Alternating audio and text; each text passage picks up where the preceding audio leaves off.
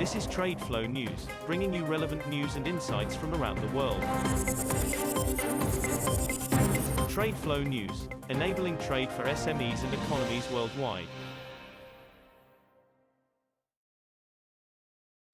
These are some of the key topics that we will be looking into in today's program.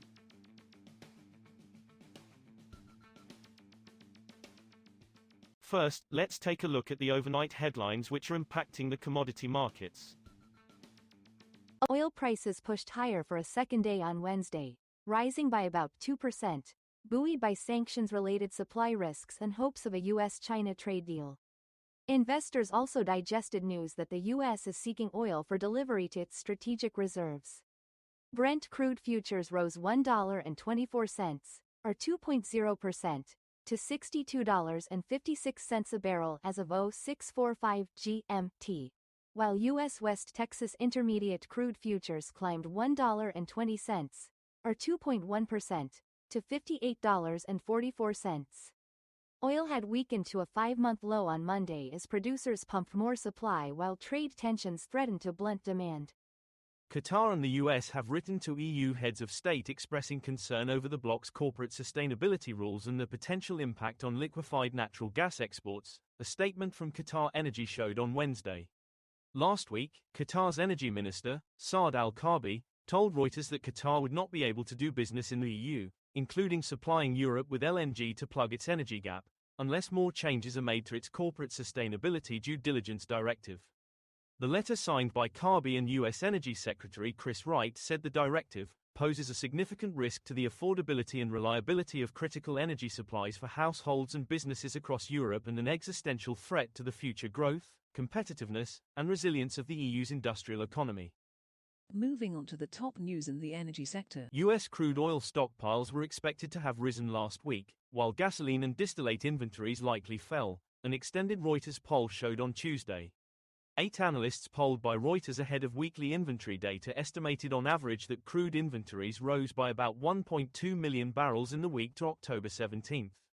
Crude inventories increased by 3.5 million barrels to 423.8 million barrels in the week ended October 10, the Energy Information Administration said, compared with analysts' expectations in a Reuters poll for a 288,000 barrel rise. Norway's oil production exceeded an official forecast by 5.4% in September while gas lagged by 1.9%, the Norwegian Offshore Directorate said on Tuesday. Norway is Europe's largest supplier of natural gas and a major producer of oil, but output varies from month to month depending on maintenance needs and other stoppages at close to 100 offshore fields. Overall oil, condensate, natural gas liquids and gas output stood at 0.599 million standard cubic meters per day, equivalent to 3.77 million barrels of oil equivalent, an increase of 15.9% year-on-year. Next, we have the top news in metal markets. Gold prices rose on Wednesday, helped by a weaker dollar and bargain hunting after a sharp drop in the last session, while investors awaited U.S. inflation data for more cues on the Federal Reserve's interest rate cut path. Spot gold was up 0.6% at $4,146.47 per ounce, as of 0636 GMT. Bullion fell more than 5% on Tuesday in its steepest drop since August 2020. U.S. gold futures for December delivery climbed 1.3% to $4,160.40 per ounce.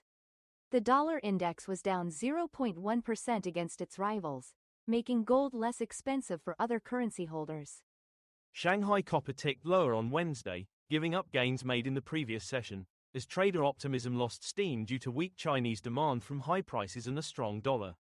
The most active copper contract on Shanghai Futures Exchange closed daytime trading down 0.13% at 85,420 yuan, $11,992.14 per metric ton. This snapped 2 consecutive sessions of gains, which were supported by strong industrial production in China and fresh attempts to ease Sino-US trade tensions. We will now look at the top news in the agricultural sector. Chicago soybean futures bounced back on Wednesday, as markets remained hopeful for progress in trade talks with top soy buyer China, a deal that could help U.S. farmers avert major losses. As of 0401 GMT, The most active soybean contract on the Chicago Board of Trade was up 0.17% at $10.32 minus 1/2 per bushel. Markets are focused on a key meeting between U.S. President Donald Trump and Chinese President Xi Jinping in South Korea next week. Trump has said he wants a fair deal and has repeatedly called for China to resume purchases of U.S. soybeans. That is all for today's news on commodity markets. Stay tuned to TradeFlow News as we continue to provide you with more updates. We also invite you to follow us on Twitter at TradeFlow News, which allows you to watch our program on your mobile device or desktop to receive information from there.